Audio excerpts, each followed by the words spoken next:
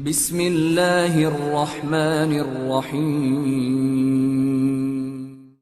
Lakukan sesuatu yang beresiko, tetapi yang diridhoi Allah ya. Karena kalau beresiko nggak diridhoi Allah kan bahaya.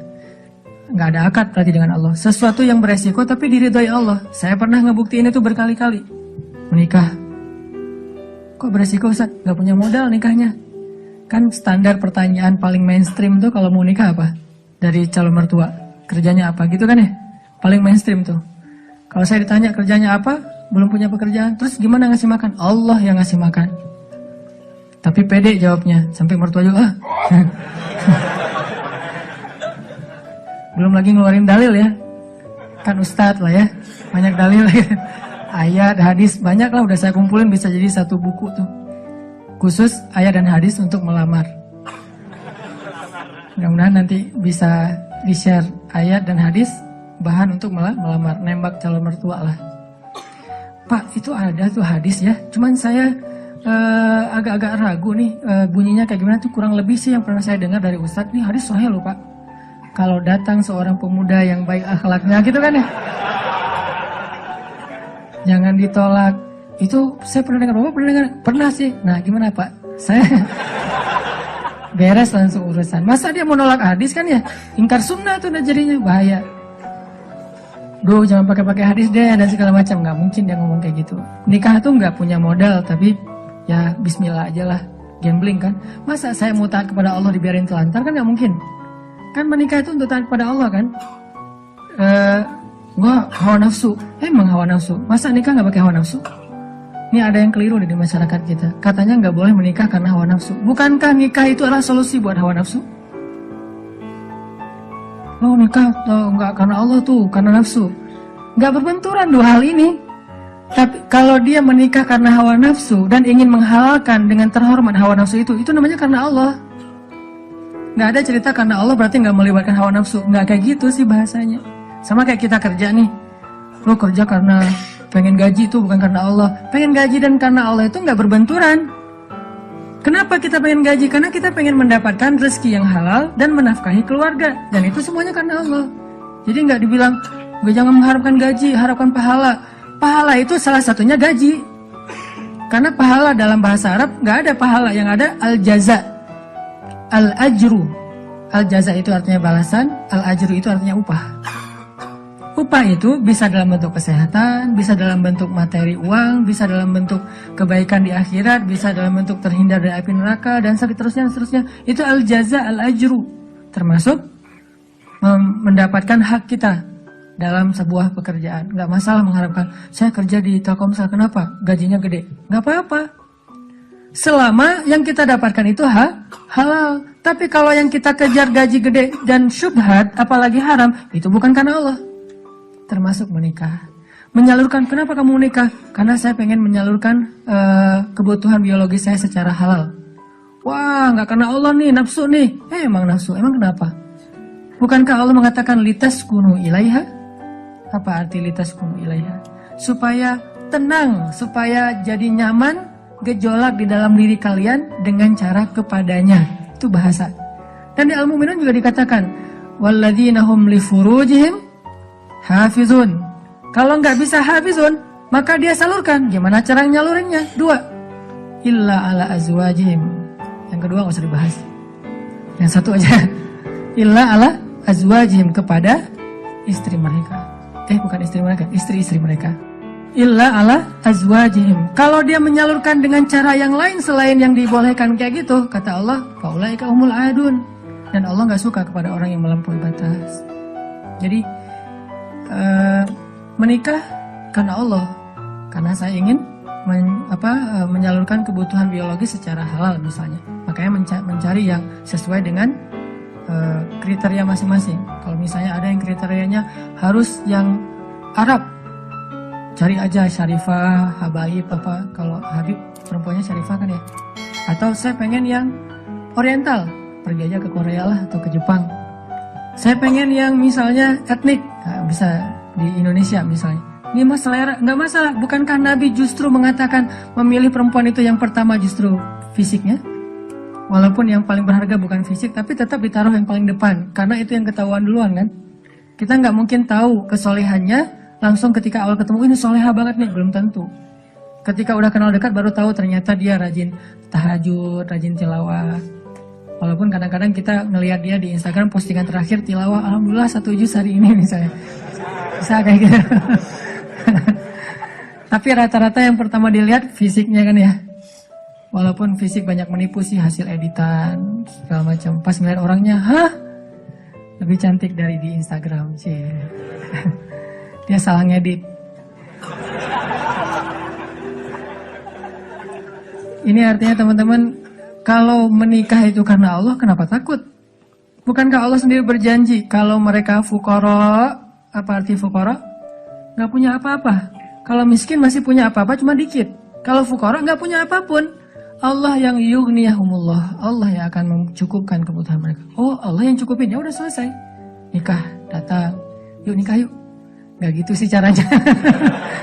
Terlalu polos kayak gitu mah pasti ditolak lah. Adalah trik-triknya pasti teman-teman udah mempraktekkan, kalau enggak pasti berstatus masih jomblo ya. Jomblo itu kurang kreatif menurut saya. Kalau yang udah nikah pasti kreatif banget, tahu banget cara-caranya gimana ya. Alhamdulillah berhasil. Setidaknya untuk dia berhasil setelah puluhan orang yang gagal misalnya. Kalau yang jomblo nih kayaknya harus latihan nih, belajar kepada yang udah nikah, nanti di kantor sambil istirahat sharing deh. Gimana dulu lu nembak calon istri? Gitu aja. Gimana gitu aja, tahajud dulu. Ya Allah yang membolak-balikan hati. Hati dia memang ada di dalam tubuhnya, tapi pemiliknya bukan dia, tapi engkau ya Allah. Setahu saya nih, dia kayaknya hatinya ke si fulan. Dah saya mah gak bisa kecuali dia. Ya Allah, ya Allah, ya Allah. Akhirnya berhasil. Dan saya ngebuktiin itu banget. Saya sering bilang, saya itu bukan tipe istri saya loh. Sangat bukan tipe istri saya. Ada 4 hal yang pantang buat istri saya. 4-4-nya ada di saya. Subhanallah. Kok bisa berhasil? Ustaz.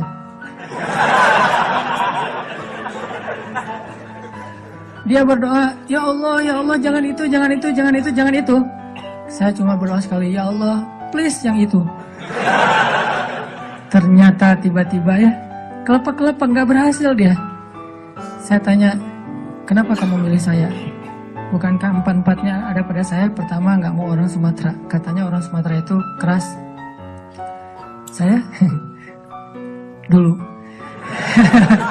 Orang Sumatera itu keras. Orang Aceh, Sumatera, kuliah di Mesir. Nggak Mesir mah, Sumateranya Arab.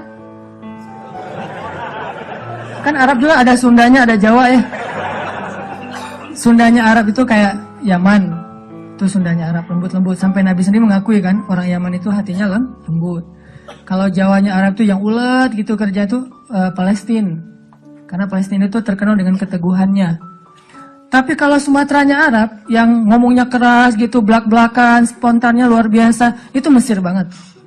Di Mesir nggak ada ceritanya kita nunggu Damri, itu nggak ada. Yang ada ngejar Damri.